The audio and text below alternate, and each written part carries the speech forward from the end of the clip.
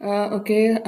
यहाँ पे एक और हमारे पास कोड सेगमेंट दिया गया है और हमें इसमें इस कोड की आउटपुट बतानी है और इसमें पोस्ट फिक्स और प्रीफिक्स फॉर्म ऑफ इंक्रीमेंट जो है वो उसको यूज़ किया गया। तो इसमें सबसे पहले आप देख सकते हैं कि हम एक वेरिएबल क्रिएट हुआ हुआ है x इज इक्वल टू 3। तो रैम में अगेंस्ट दिस स्टेटमेंट एक वेरिएबल x जो है वो क्रिएट हो जाएगा और उसको इनिशियलाइज कर दिया जाएगा विद द वैल्यू 3। उसके बाद नेक्स्ट स्टेटमेंट में सी आउट एक्स है, तो रैम में चूंकि जो एक्स की वैल्यू 3 है तो कंसोल पे हमें 3 जो है वो डिस्प्ले हो जाएगा। थर्ड स्टेटमेंट में भी सी आउट एक्स प्लस प्लस है, तो ये हमारे पास एक्स को हमने इंक्रीमेंट किया है by using post fix form. और इसमें हमें पता है कि सबसे पहले जो है ये एक्स अपनी वैल्यू देगा और उसके बाद उसको इंक्रीमेंट करेगा। तो सी आउट एक्स पहले एग्जीक्यूट होगा और चूंकि एक्स की वैल्यू फिलहाल हमारे पास क्या थी 3 है, तो कंसोल पे हमें 3 नज़र आएगा और साथ ही उसको वो इंक्रीमेंट कर देगा। तो रैम में प्रीवियसली एक्स जो है उसकी वैल्यू 3 है, तो एक्स की इंक्रीमेंट के बाद 3 प्लस 1 और वैल्यू 4 हो जाएगी।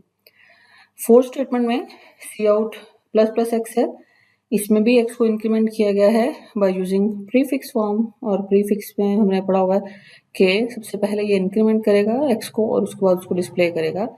तो इस स्टेटमेंट से पहले हमारे पास रैम में एक्स की वैल्यू क्या है 4, तो वो इसको जब इंक्रीमेंट करेगा तो एक्स की वैल्यू हमारे पास क्या हो जाएगी 5 और सी आउट की वजह से कंसोल पे क्या डिस्प्ले हो जाएगा 5।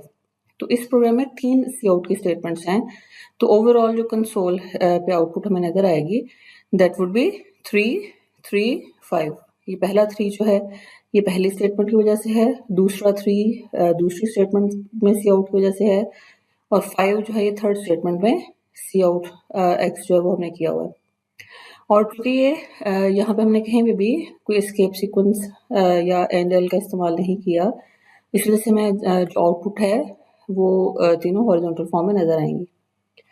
अब इसको हम एग्जीक्यूट करके देख लेते हैं। So here you can see कि हमारे पास जो इस प्रोग्राम को रन करने के बाद आउटपुट ही है दैट इज 335। थैंक यू जी। इस कोड सेगमेंट में भी हमने आउटपुट बतानी है और इसमें भी पोस्ट फिक्स और प्रीफिक्स फॉर्म ऑफ इंक्रीमेंट का इस्तेमाल किया गया है। फर्स्ट स्टेटमेंट के अकॉर्डिंगली हमारे पास एक वेरिएबल है आई जिसकी वैल्यू 3 है, तो रैम में एक वेरिएबल आई क्रिएट हो जाएगा और उसको वैल्यू 3 असाइन हो जाएगी। इन नेक्स्ट स्टेटमेंट एक और वेरिएबल जे डिक्लेयर किया गया है और उसको इनिशियलाइज किया गया है with the value of I plus plus. तो इसमें चूंकि आई प्लस प्लस हमें पता है post fix form of increment है और इसमें सबसे पहले आई जो है वो अपनी वैल्यू जे को देगा और उसके बाद वो इंक्रीमेंट करेगा। तो हमारे पास जे की वैल्यू क्या हो जाएगी 3 और उसके बाद आई की वैल्यू चूंकि 3 है तो वो इंक्रीमेंट होने के बाद क्या हो जाएगी 4। तो अब यहाँ पे सेकंड स्टेटमेंट में हमारे पास आई की वैल्यू चेंज हो चुकी हुई है, पहले 3 थी अब हमारे पास 4 है।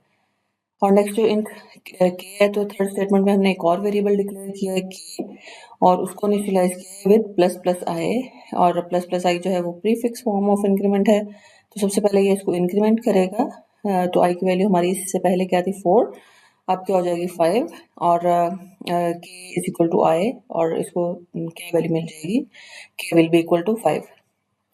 अब जब हम इसको प्रिंट करवाएंगे तो ये स्लैश एन एस्केप सीक्वेंस का इस्तेमाल हुआ है फॉर न्यू लाइन और यानी कि कंसोल पे आपको जो फर्स्ट लाइन है वो ब्लैंक नजर आएगी और उस नेक्स्ट लाइन पे आई जे और के कंसेक्टिवली इनकी वैल्यूज डिस्प्ले हो जाएंगी।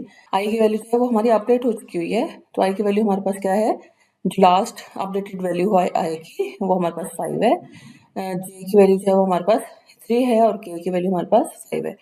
तो आपको 5 3 5 जो आउटपुट कंसोल पे वो नजर आ जाएगी। अब इसको हम एग्जीक्यूट करके देख लेते हैं।